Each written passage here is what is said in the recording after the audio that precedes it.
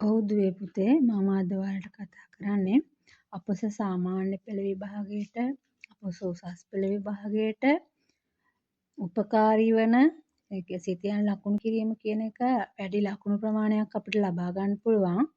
අපි ඒකක් ටාගට් කරද්දී නැත්නම් ඒකක් ලබා ගැනීමට ඉලක්ක කිරීමේදී අපිට සිතියන් ලකුණු කිරීම බොහොම වැදගත් වෙනවා.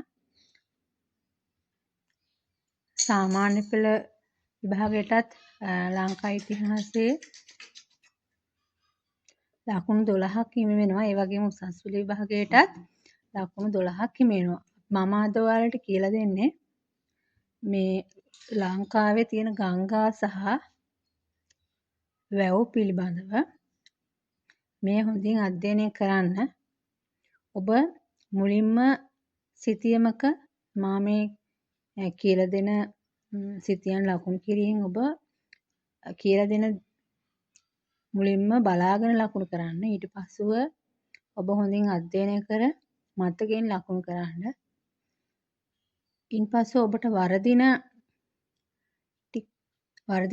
ලකුණු කිරීම ටික නිවැරදිව සිතියමත් එක්ක නැවත බලාගෙන අඩුපාඩු හදාගෙන නැවත මතකයෙන් ලකුණු කරන්න.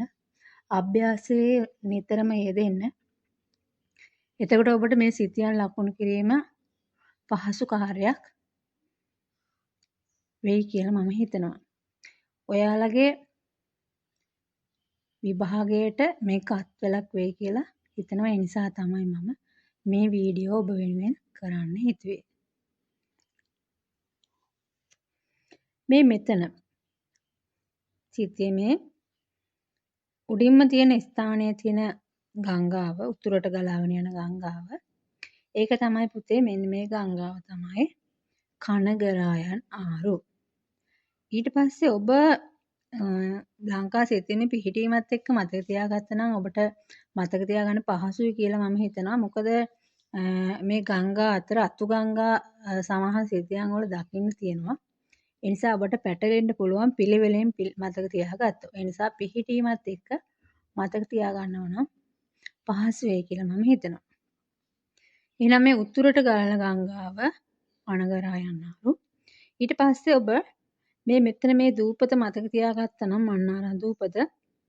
ඒ දූපතත් එක්ක පහලින් එහෙම නැත්නම් මෙතන මාතොට වරාය මෙතන මේ යෝධවැව. ඒ ආසන්නයෙන් මේ මුහුදට වැටෙන ගංගාව මල්වතු ඔය. මම නැවත කියන්නම් මේ මන්නාරම දූපතත් එක්ක ආසන්නයේ මේ මුහුදට වැටෙන්නේ මන්නාර දූපත යෝධවැව මල්වතු ඔය. ඊට පස්සේ ඔබ පොඩි අතු ගංගාව අවශ්‍ය වන්නේ නැහැ. ඊට පස්සේ මේ තියෙන්නේ මේ කලපුවත් එක්ක ආසන්නයේ කලපුවට ආසන්නයේ මෙහෙම ඉරක් යා කළ බලද්දී ඒ ආසන්නයේ මේ මුහුදට වැටෙන ගංගාව තමයි කලා ඔය. කලා ඔය. ඊට පස්සේ මෙන්න මේ කලපුවයි මේ මෙතන කලපුව අවසානයි මේ ගංගාව අතර මෙන්න මේ මැදින් පුතේ ගංගාවක් ගන්නවා. ඒක මේ සිතියමේ නැහැ. ඒක විභාගයට ආවොතින් මෙන්න මැදින් ගලන ගංගාව මී ඔය මතක තියාගන්න. මී ඔය. ඊට පස්සේ මේ කලපුවත් පහළින්ම මේ පුංචි කලපුවක් තියෙනවා. ඒකත් එක්ක වගේ මුහුදට වැටෙන්නේ දැදුරු ඔය. ඊට පස්සේ ඒ චූටි කලපුවට සාමාන්‍ය කලපුවක් තියෙන මේක මීගමු කලපුව. ඒ කලපුවට ආසන්නයෙන් ඉහළින් මහා ඔය ගලා බසිනවා. ඒ කලපුවට පහළින් මේ තියෙන්නේ කැලණි ගංගාව. කැලණි ගංගාවට පහළින් මේ ගලන්නේ කළු ගඟ.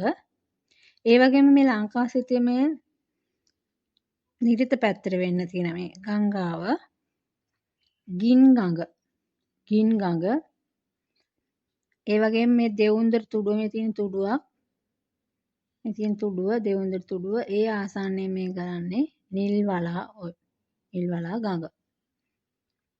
ඊට පස්සේ මෙතන නම් ඔයගොල්ලන්ට පැටලෙන්නේ නැහැ ගංගා හතරක් තියෙන එක දිගට. දැන් මේ මැදින් පොඩි ගංගාවක් තියෙනවා. ඒක පටලවා ගන්න එපා. මේ තියෙන්නේ මල්වතු ඔය.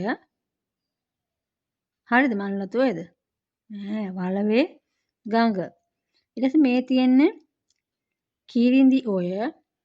ඊට පස්සේ මේ බලන්න මෙහෙම වක්‍රයක් මේ වක්‍රව තියෙන මේ බලන්න. ඒක මැණික් ගඟ. ඊට පස්සේ මේ තියෙන්නේ කුඹුකන් ඔය. ඊට පස්සේ මෙන්න මේ කලපුව මතක තියාගන්න මේ තියෙන මඩ කලපුව. ඒකට පහලින් මේ ගලා බසින්නේ ගල් ඔය. ගල් ඔය. මේ කලපුවට උඩින් මේ බලන්න රටන මේ නෙරලා තියෙනවා මේ පොඩි නේද? මේ. එතකොට ඒකත් එක්ක මේ නිර්මාණ මේ තියෙන්නේ මාදුරු ඔය. මේ තියෙන මාදුරු ඔය. අපි දන්නා මේ කලපුව ත්‍රිකුණාමල ත්‍රිකුණාමලේ. එතකොට ඒක ප්‍රධාන ගංගාව. දිගම මේ බලන්න දිගම ගංගාව. ඔයගලන්ට මේක හොයාගන්න ලේසි මේ දිගම ගංගාව. මොකද්ද? මහවැලි ගඟ. ඔව් මහවැලි ගඟ. ඊට පස්සේ මේ ත්‍රිකුණාමලයට උඩින් මේ කලපොඩ මේකට උඩින් මේ බලන්න නිකන් වැඩි අතු ගංගා නැතුව නේද ඉරක් වගේ මේ. ඒක යාන් ඔය. ඒකට උඩින් මේ තියෙන පොඩි ගංගාව මා ඔය. මට හිතෙනවා ඔයාලට පැහැදිලි ඇති කියලා. මම ඉක්මනින්ම වැව් ටිකක් කියා දීගෙන යන්නම්.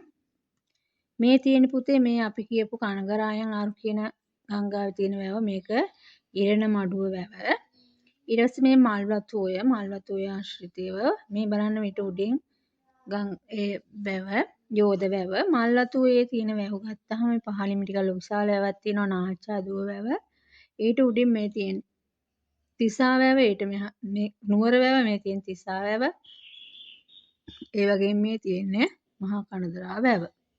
ඊට පස්සේ මේ කලා ඔය ගත්තාම කලාවේ මේ තියෙන්නේ රාජාංගනේ ජලාශය මේ තියෙන්නේ කලා වැව මේකේ පුතේ පොඩි මෙන්න මේ වැවක් තියෙනවා කණ්ඩලම වැව ඊට පස්සේ පහළට ගියාම මේ තියෙන්නේ උඩවලව ජලාශය ඊට පස්සේ මේ පැත්තේ මේ ගල්ඔයේ තියෙන්නේ ගල්ඔය ජලාශය නැත්නම් අපි මේ නිසංක සේනානායක සමුද්‍රය කියලා කියනවා. ඊට පස්සේ මේ තියෙන මාදුරෝ ජලාශය මේ මහවැලිගඟත් එක්ක තියෙන වැව ටික අපි ගත්තොත් මේක පරාක්‍රම සමුද්‍රය. මෙතන මින්නේරිය, කවුඩුල්ල, කන්තලේ. පරාක්‍රම සමුද්‍රය, මින්නේරිය, කවුඩුල්ල, කන්තලේ. මේ පල්ලෙහාට ආවහම මේ තියෙන සොරබොර වැව මේ තියෙන්නේ වික්ටෝරියා ජලාශය මේ තියෙන්නේ රන්ටැඹේ මේක රන්දිනිගල. ඊට පස්සේ මේ තියෙන්නේ කොත්මලේ ජලාශය.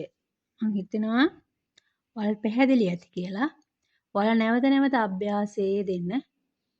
එතකොට ඔයාලට මේ ටික මතක හිටේවි. ස්තුතියි.